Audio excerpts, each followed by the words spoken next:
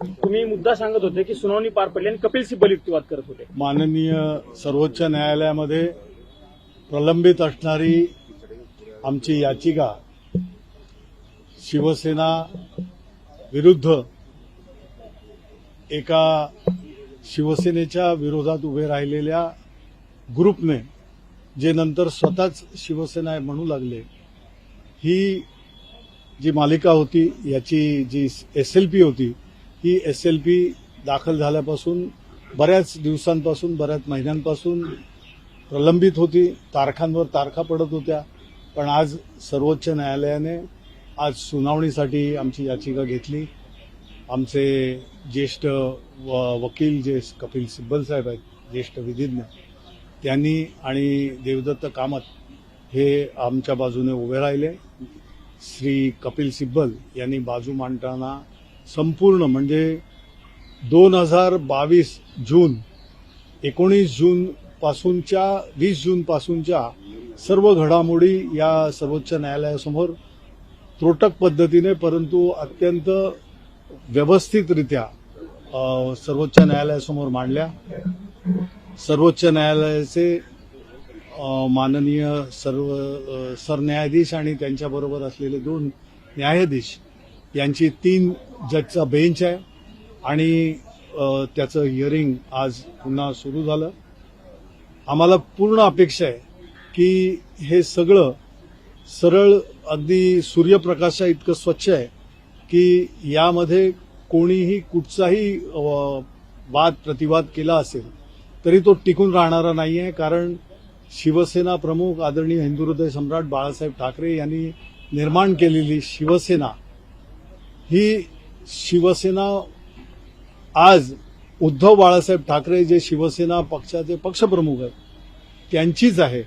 आणि तो खोडण्याचा जो परिणाम किंवा तो खोडण्याचा जो प्रयत्न ज्यांनी केला तो मला वाटतं आता या सुनावणीनंतर नक्कीच हाणून पाडण्यात येईल.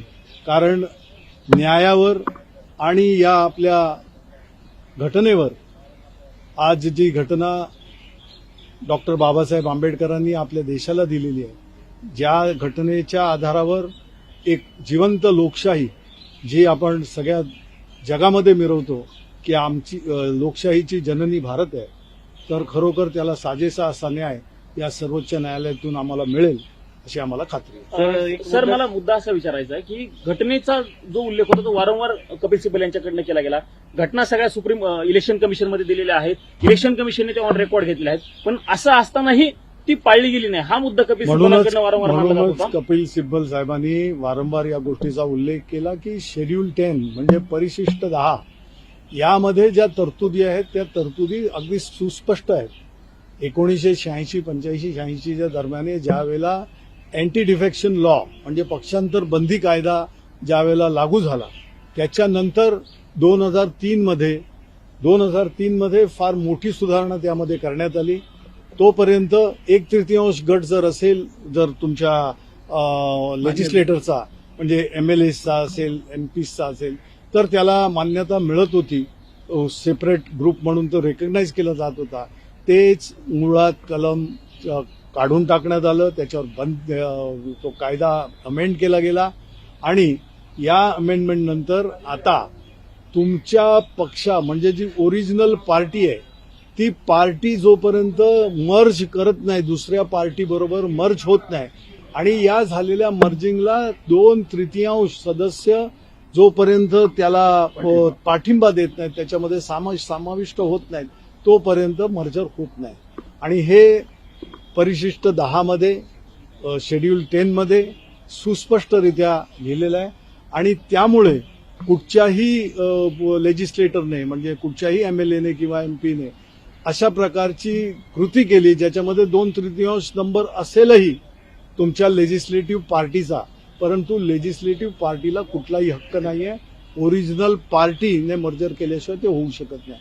त्यामुळे त्यांनी केली अशी कृती दुसऱ्या पक्षाबरोबर किंवा दुसऱ्याबरोबर जाणं आणि त्याला कुठेतरी थारा मिळवण्याचा प्रयत्न कोणीही केला असेल स्वतःच्या अधिकारांखाली, तो अधिकार धरला जात नाही. याचं कारण कायदा सुस्पष्ट आहे आणि कुठल्याही लेजिस्लेटरला त्याच्या प्रकारचं 2/3 जरी का असले तरी त्याच्या प्रकारचं हे करता येत नाही. ते सरळ बाद होतात.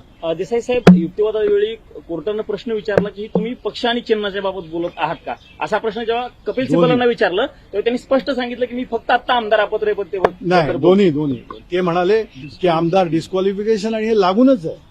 डिस्क्वालिफिकेशन आणि सिंबलच्या बाबतीमध्ये त्यांनी बोललं नाही. शिवसेना प्रमुखांनी निर्माण केलेला पक्ष आहे, त्यांनी केलेलं स्वतः बाळासाहेबांनी स्वतःच्या हाताने रेखाटलेलं ते धनुष्यबाण ते जे चिन्ह होतं. तर या गोष्टीवर आपण दुसऱ्याने अधिकार मागणं, अधिकार आहे असं सांगणं सुद्धा किती चुकीचं आहे. आणि आम्ही त्या बाकीच्या गोष्टींमध्ये जात नाही, कारण कायदा सुस्पष्ट आहे. आणि या कायद्याने जर जी घटना डॉक्टर बाबासाहेब आंबेडकरांनी दिली त्या घटनेला अनुसरून जर या गोष्टी होत नसतील तर मग याच्यासारखं दुर्दैव नाही आणि ते तसं होणार नाही. कारण आम्ही शेवटी या सर्वोच्च न्यायालयामध्ये दाद मागण्यासाठी आलो आहे आणि आम्हाला पूर्ण अपेक्षा आहे, पूर्ण खात्री आहे की माननीय सर्वोच्च न्यायालय न्याय करणार. त्यामध्ये जर कपिल सिब्बल यांनी सुरुवात करताना टीएमसीचा उल्लेख प्रत्यक्षरित्या केला, सगळ्यांचा केला. तुम्हाला वाटतं की तुमचं प्रकरण शिवसेनेपुरतं मर्यादित न राहता याचा एक लार्जर इम्पॅक्ट होईल देशात? अर्थात, कारण त्यांनी आज टीएमसीमध्ये झालेल्या पक्षांतराचा अशा प्रकारचा उल्लेख केला. त्यांनी दिल्लीमध्ये झालेल्या पक्षांतराचा उल्लेख केला. महाराष्ट्रामध्ये आहे.